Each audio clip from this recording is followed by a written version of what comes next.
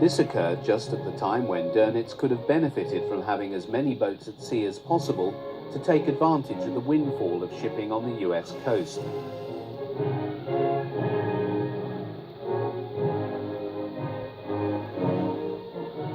When, in the second half of 1942, new boats were commissioned at the rate of 23 per month, the window of opportunity had passed, and most were sent into the North Atlantic to attack the convoys.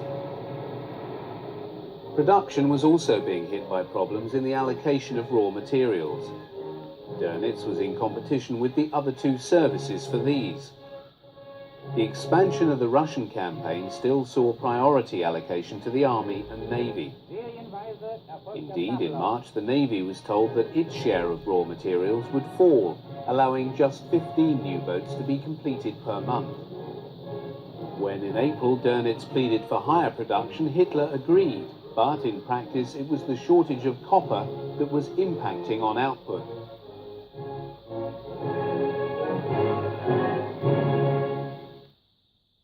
The officer complement among U-boats was never large, so that even though German losses of submarines were not excessive through to 1942, it nevertheless meant that even these losses put a strain on locating replacements. In a bid to find new U-boat crew, Dönitz began drafting officers from the surface fleet. However, the growing difficulties in 1942 would increase in 1943 as the U-boat arm underwent a significant expansion. But by then, Dönitz was in a position to redirect manpower in the Navy in a more dictatorial fashion, with the U-boat arm taking priority in allocation. As it was, officers transferred from the surface fleet no longer had the intense training experienced by those commanders who had served prior to the war. Wartime conditions of necessity led to a severe curtailment of training. Practical expertise was acquired with transferred or newly commissioned officers accompanying more experienced commanders for one or two cruises in order to learn the ropes, thereafter being given their own command. The same was also true of the need to find new ratings and petty officers. Many of the crews manning U-boats from 1942 onwards were either drafted straight into submarines or from 1943 found themselves increasingly being transferred from surface vessels.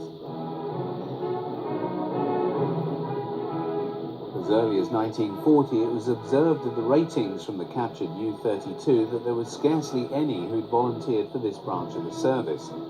Most were inexperienced youths with little or no training who'd been drafted without option. Most training of new U-boat crews took place in the Baltic from such bases as Gotenhafen, which was commanded for part of the war by Erich Kopp after Dönitz had taken him off operations. It was in these waters, free from attack by Allied aircraft, that many of the new crews had their first taste of life aboard a U-boat.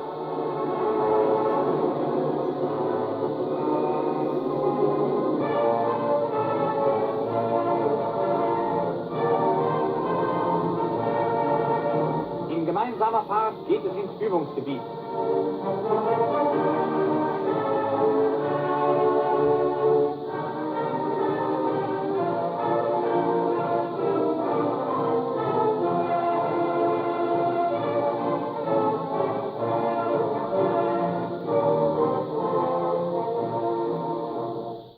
Much training centered around simulations of surface attacks by Allied anti-submarine vessels.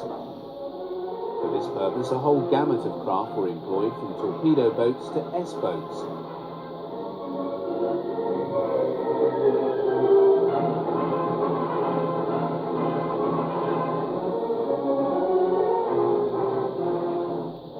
The sound of the approaching attacking vessel, its screws churning in the water as it approaches its underwater target at speed, is clearly audible to the crew. Der Kommandant am Seerohr. Low-yield depth-charge training rounds were dropped on the submerged submarines to enable the new crews to experience what, for many, would be a real event before too long. There can be little doubt that being depth-charged is one of the most stressful of all experiences encountered by submarine crews. The The dull thuds and reverberations of the exploding charge was, as many survivors of such attacks have testified, an awful experience.